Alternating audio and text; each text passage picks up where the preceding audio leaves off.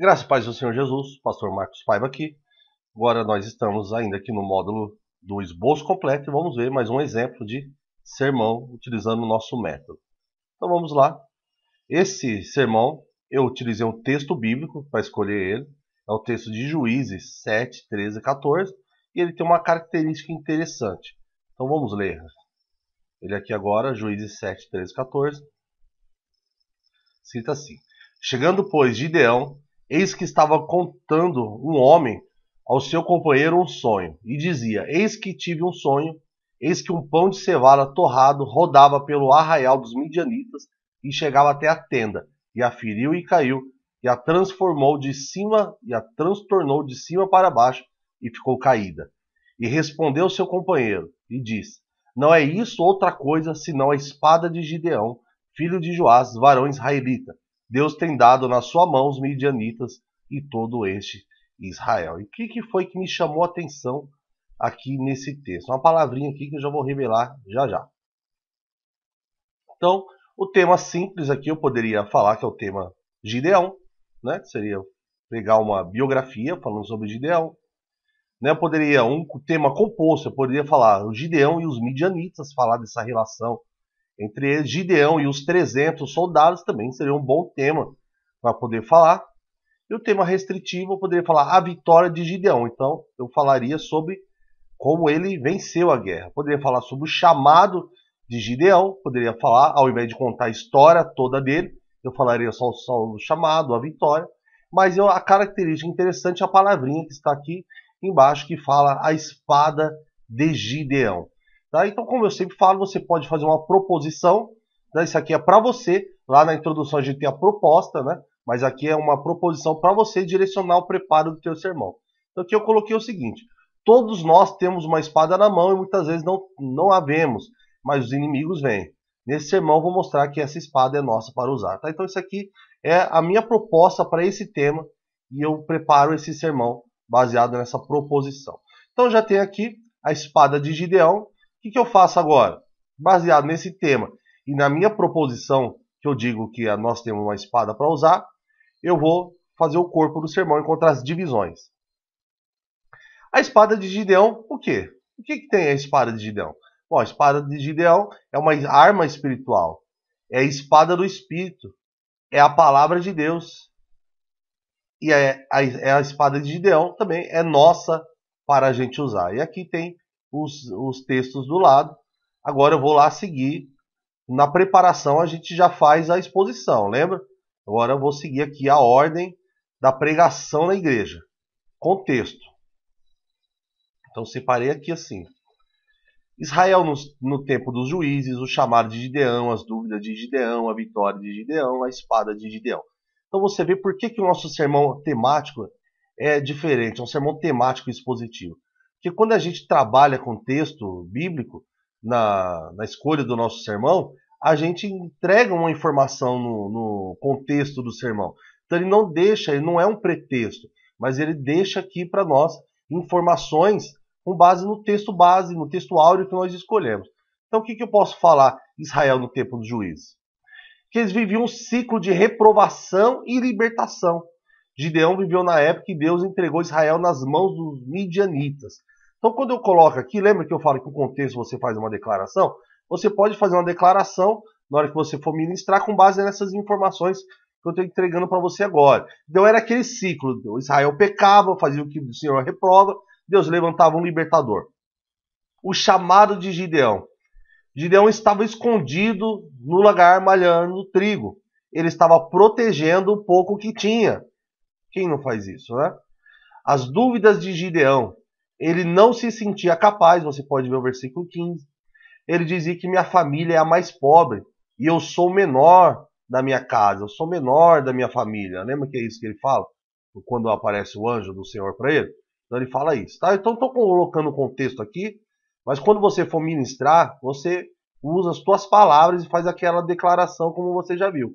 A vitória de Gideão. De 32 mil homens, Deus reduziu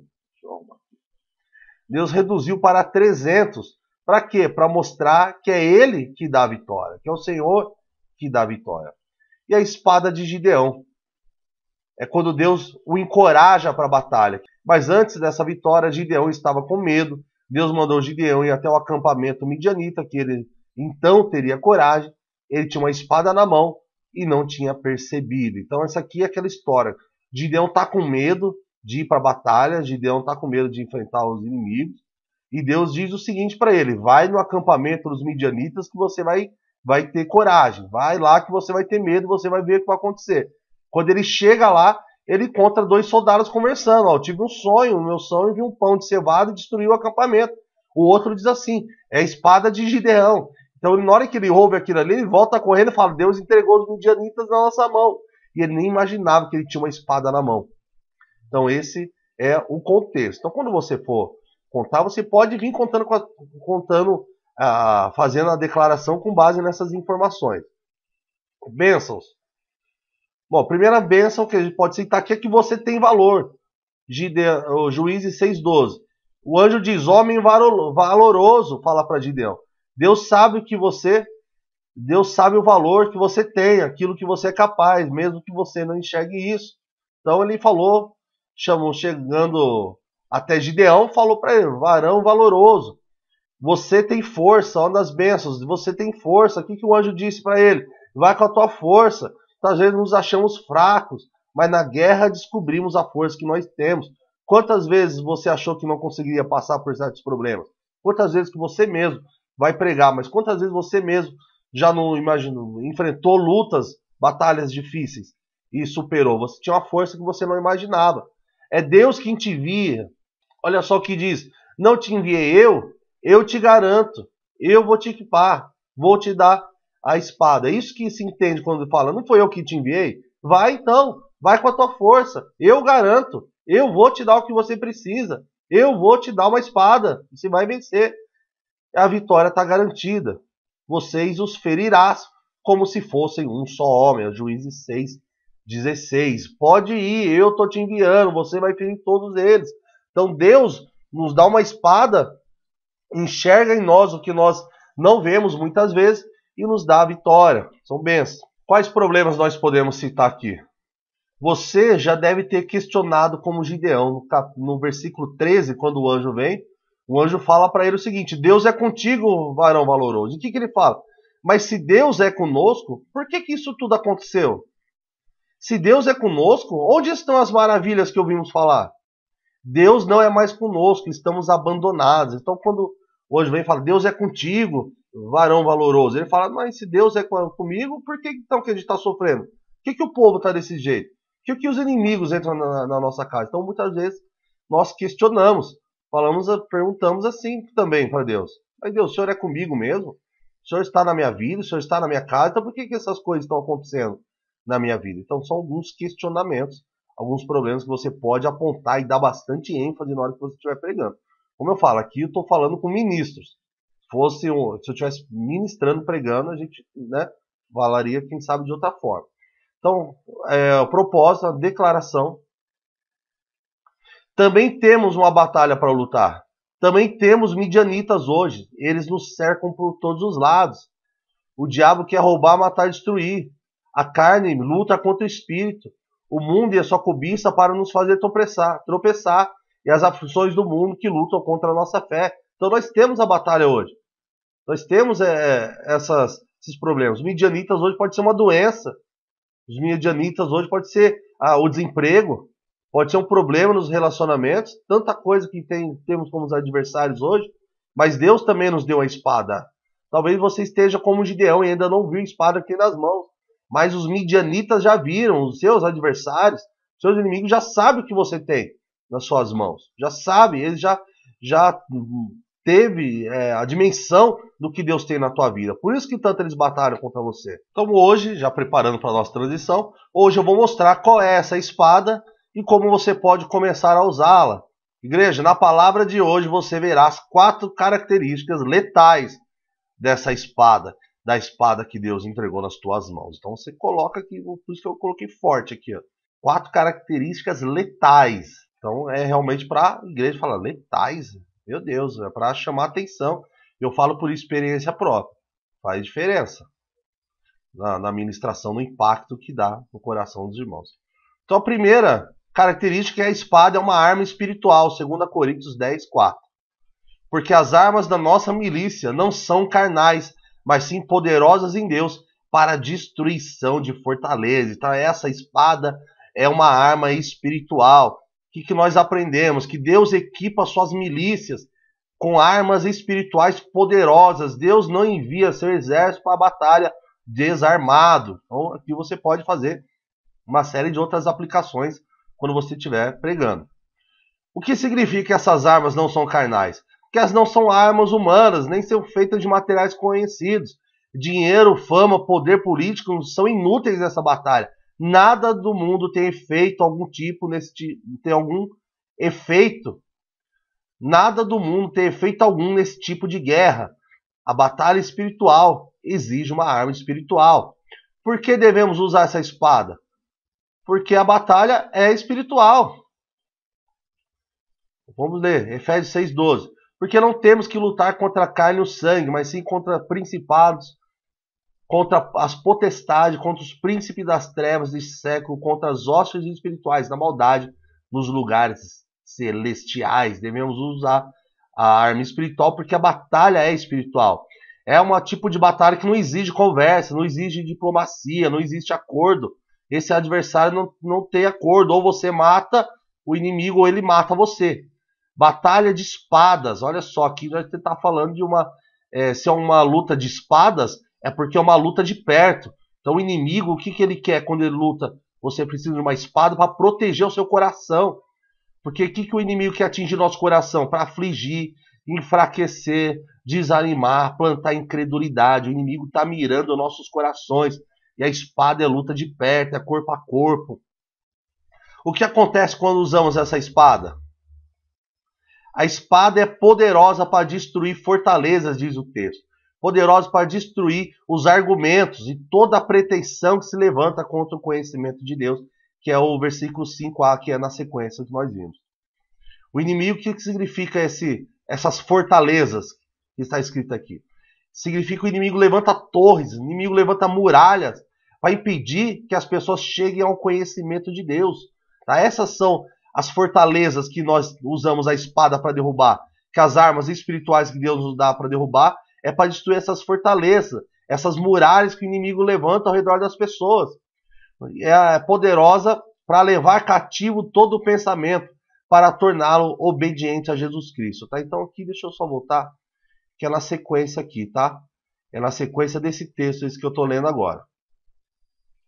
Então a espada, as armas espirituais são poderosas para levar cativo. O que é isso? Que por trás dessas fortalezas estão aprisionados os pensamentos.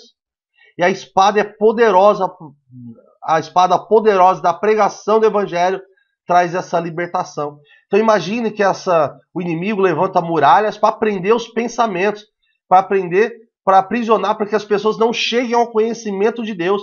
Então a espada é uma arma espiritual, ela é poderosa. E por meio da pregação a gente liberta, leva cativo todo pensamento para torná-lo obediente a Jesus Cristo. Então olha só por que nós devemos usar a espada que o Senhor nos deu, porque ela é uma arma espiritual para uma batalha espiritual.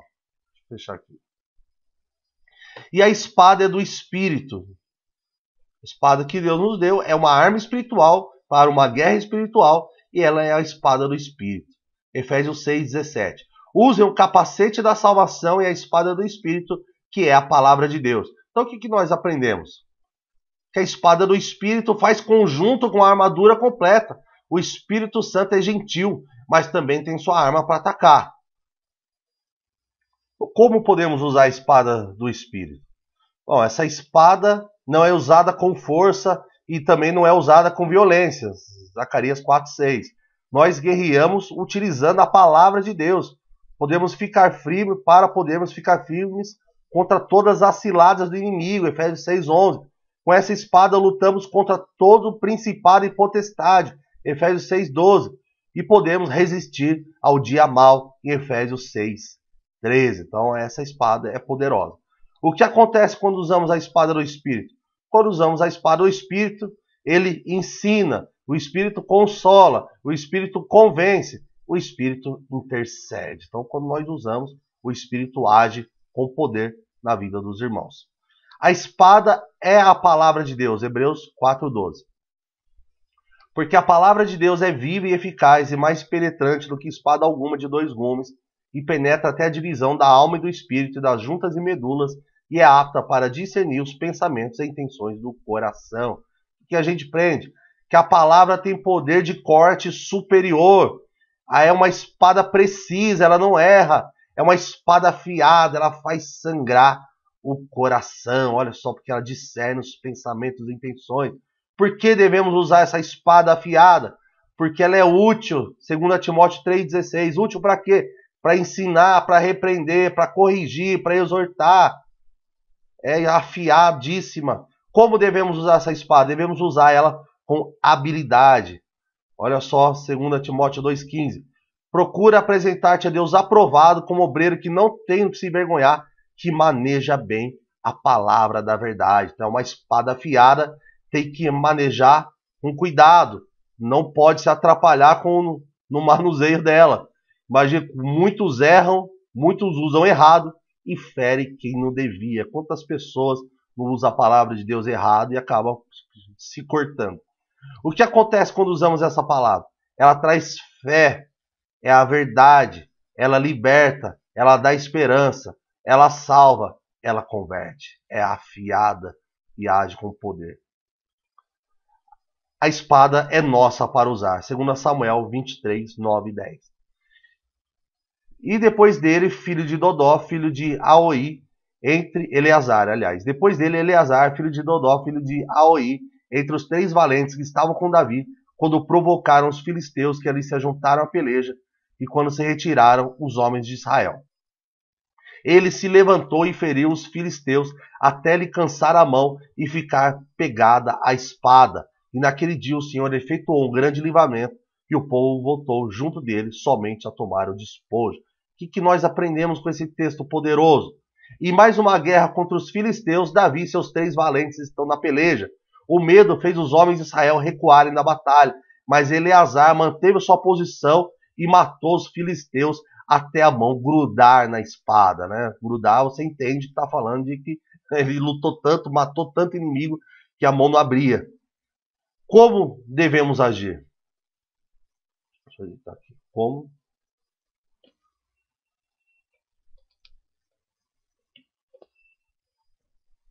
Como devemos agir? Deus também quer levantar crentes que não largam a espada no meio da batalha. Devemos permanecer firmes, crendo na fé. Devemos permanecer pregando a palavra, mesmo que tudo pareça perdido. Quantos você conhece que, na primeira dificuldade, na primeira luta que tem, já larga a espada no meio da batalha e corre? O que acontece quando não deixamos essa espada? Quando permanecemos, quando mantemos a nossa posição? O Senhor efetua grande livramento. Foi isso que ele diz no versículo 10. Né? Que o Senhor efetuou um grande livramento. Quando o crente não larga a espada, o Senhor usa para trazer, abençoar e trazer vitória. Qual a atitude que Deus espera de nós? Que tomemos a nossa espada e vamos para a peleja. E dizer para você, imagina você pregando agora, a nossa espada, igreja do Senhor, está disponível. Olha só o que diz Efésios 6,13. Por isso, vistam toda a armadura de Deus. Vistam, ela já está disponível. É só pegar e colocar. Efésios 6,17. Usem a espada do Espírito, que é a palavra de Deus. Usem, tomem. Já está disponível para mim e para você hoje. Deus quer nos usar para trazer a vitória. Ela é nossa. Essa espada é nossa para usar. Conclusão. Então vamos concluir isso aqui com uma recapitulação. Se você tiver uma ilustração, melhor. Gideão não acreditava que poderia ser o libertador do povo. Ele pensava não ter o que era necessário para a tarefa. Mas quando ele ouviu os midianitas e descobriu que tinha uma espada na mão, ele sabia que Deus daria vitória. Deus também te deu uma espada letal na batalha, irmão. Talvez você não saiba e não via que estava em suas mãos, mas agora você precisa usar. Ela é uma arma espiritual. Agora você precisa usar essa espada, porque ela é uma arma espiritual. Ela é a espada do Espírito. A espada é a palavra de Deus e ela é sua para você usar a partir de hoje. Tá bom? Então aqui eu vou deixar para você. Deixa eu só fechar aqui para recapitular aqui os processinhos. Tá bom? Então aqui nós definimos o nosso tema, a espada de Gideão, com base no texto bíblico. Fizemos o contexto, as bênçãos, promessas, propósitos. Fizemos as divisões. a exposição e encerramos com uma recapitulação. Então, embaixo do vídeo, eu vou deixar o esboço para você poder baixar, alterar ele da forma que você bem entender. Então, te vejo no próximo vídeo esboço em nome de Jesus.